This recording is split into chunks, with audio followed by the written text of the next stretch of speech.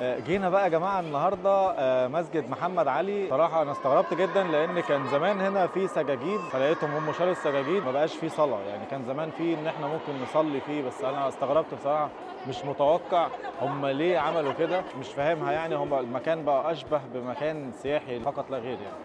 بس بصراحه يبقى حاجه كده من الطراز كده المعماري الجميل بصراحه يعني. طبعا في تركيا في كل ركن في تركيا بتلاقي نفس الشكل كده.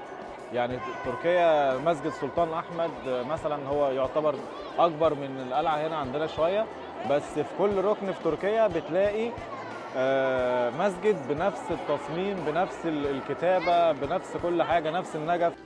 طبعا بقى يا جماعه قبل أن نبدا اي حاجه، احلم وحقق. احلم وحقق.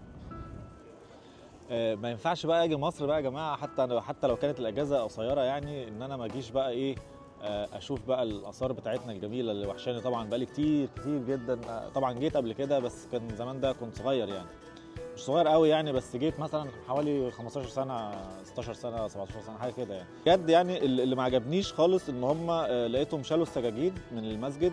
ما بقاش في حد بيصلي جوه المسجد. المسجد بقى بيزنس مش اكتر. فطبعا دي حاجه ضايقتني جدا. انا كزائر يعني. طب انا جاي اشوف المسجد على طبيعته. يعني انت ليه تعمل لي مسجد على دماغك انت او لدماغ السياح؟ لا، انا كسايح، انا عايز اجي اشوف المكان. هو ايه يعني؟ مثلا انا عايز اروح ايران عشان اروح اشوف ايران الناس دي عايشه ازاي، حياتها ازاي، تقاليدهم، عاداتهم. مش انت مش عايزك تجهز لي المكان سياحيا، زي الغلطه اللي حصلت مثلا في شرم الشيخ. ان انت بقيت بتحدث شرم الشيخ وتعملها مودرن. لا، ما هي الناس كانت بتروح شرم الشيخ عشان البدو، ويعيشوا جو البدو، ويقعدوا على الارض على البحر وبتاع. فبعد اذنكم يا جماعه، يعني يعني محتاجين واحد كده ابن حلال كده بيفهم في السياحه هو اللي يمسك الحاجات دي. ده متحف الشرطه بقى يا جماعه. طبعا انا جيت هنا قبل كده، ف على ما اتذكر ان جوه بقى هنلاقي صور لرايا وسكينه مع طبعا مع اختلاف الاراء، يعني لان في ناس كتير بتقول ان موضوع رايا وسكينه ده اصلا كان قصه وهميه، وكانت رايا وسكينه دول كانوا ناس بيساعدوا المقاومه الشعبيه عندنا في مصر زمان. وهم كانوا بيعملوا كده في الانجليز اللي هم كانوا محتلين مصر. ف تعالوا كده بقى ايه يعني، مع اختلاف الاراء، هل بقى القصه اللي الحكومه بتقولها، او القصه اللي الانجليز نشروها ان هم كانوا بيقتلوا الستات. بس انا اعتقد ان هم كانوش بيقتلوا الستات ولا حاجه، هم كانوا بيقتلوا الانجليز. فالانجليز طلعوا الاشاعه دي عشان الناس تكرههم مش اكتر، عشان يعدموهم بدم بارد يعني، او على حد علمي يعني. ده كان حال يا جماعه المساجين زمان في العصر محمد علي باشا. دي كان شكل الزنازين زمان.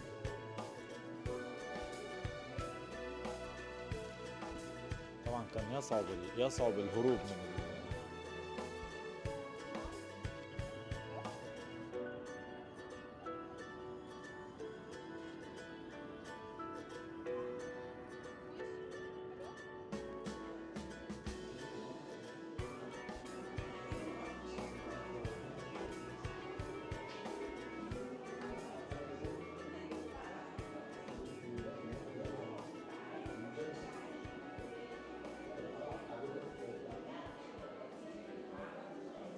الجزم برضو. يعني الجزم كانت جاية بشكل مقوس كده، غريبة يعني. أكيد كان في هدف أو كان في سبب إن هم يعملوا الجزم بالشكل ده. محاولة اغتيال عبد الناصر.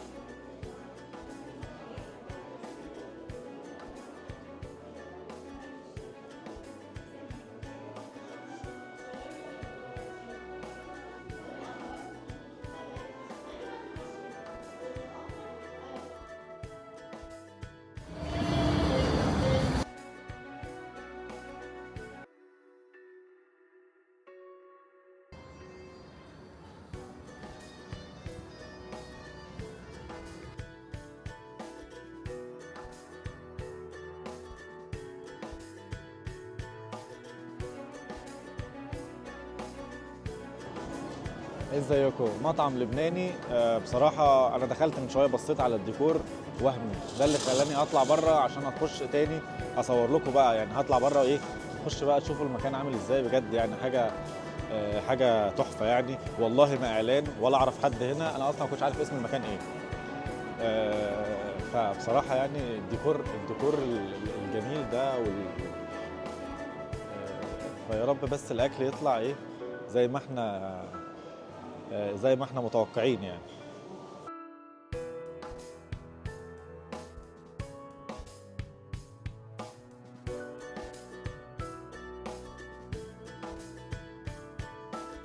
بصراحة المنيو فيه حاجات كتير قوي حلوة قوي.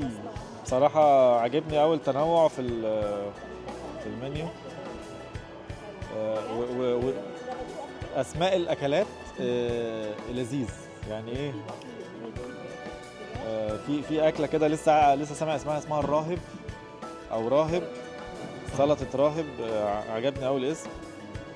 يعني حتى لو هي مثلا إيه، مش معرفش هي إيه، أنا عايز أجرب. أنا عايز أجرب آه،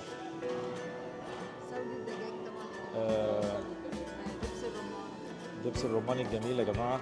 بالمناسبه يا جماعه، انا هنا مع اصدقائي مقربين جدا في القاهره. هلو everyone. بصراحه يعني ايه، اني واحد ده. عارف أغنية أدل؟ هلو. هلو والناس بقى بتقعد تحفظ هلو وبعدين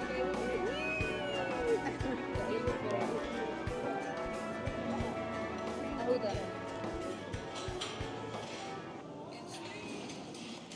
اه المناقيش يا جماعه، المناقيش يا جماعه، المناقيش الجميله.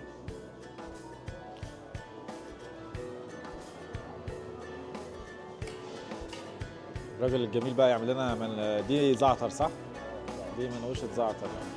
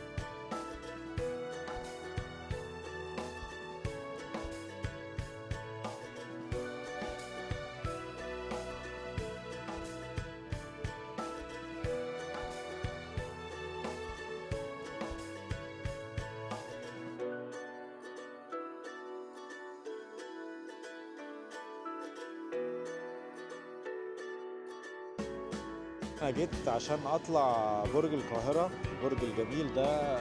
بس للاسف قالوا لي ان انت هتقف عند الاسانسير اكتر من ساعه يعني. فبصراحه انا نفسي اطلع واصور من فوق وكل حاجه، بس بصراحه مش هقف استنى ساعه ونص، عشان ده هو بيقول لي ساعه ونص ممكن اكتر. فاكتر من ساعه ان انا اقف بس على الاسانسير، لا طبعا مش مش حلو. فاحنا شفناه من بره، هو شكله حلو وجميل، وان شاء الله الاجازه الجايه.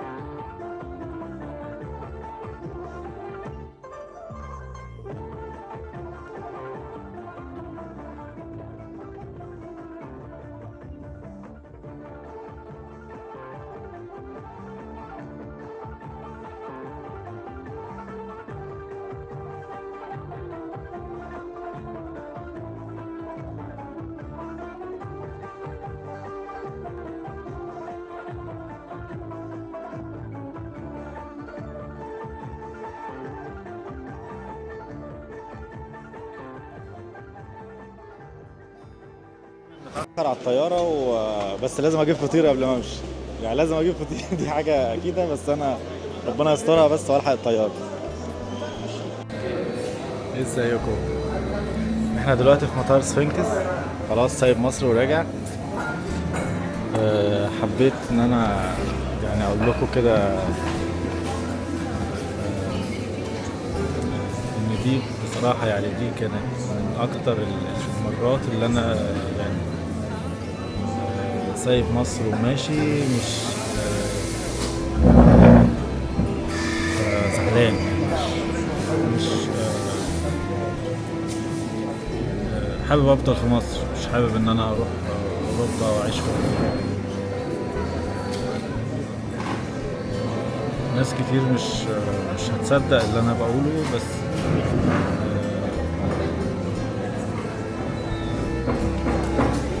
يعني اوروبا بالنسبه لي بقت سجن كده، اللي هو ايه. خلاص بقى هنسيب مصر دلوقتي ونطلع ان شاء الله على ميلانو. هركب العربيه وهطلع على سويسرا ان شاء الله، حوالي 3 ساعات، مسافه 3 ساعات من ميلانو لسويسرا، ومن هنا لميلانو 4 ساعات. فإن شاء الله قريب جدا نتقابل في فيديو جديد. فيديو مصر بصراحة صورت في الإسماعيلية، صورت في القاهرة. مش عاجبني قوي إن أنا، لأن كان عندي ستريس طبعا إن أنا أصور وكده، بس يعني إن شاء الله هنطلع فيديو كويس. بتمنى الأوضاع في مصر تتحسن أفضل من كده، وإن شاء الله نتقابل قريب وأشوفكم على خير.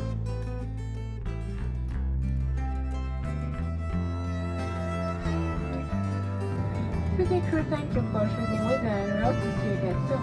Please share the stay in Italian. For those of you new return, you're welcome home. Thank you and have a good evening.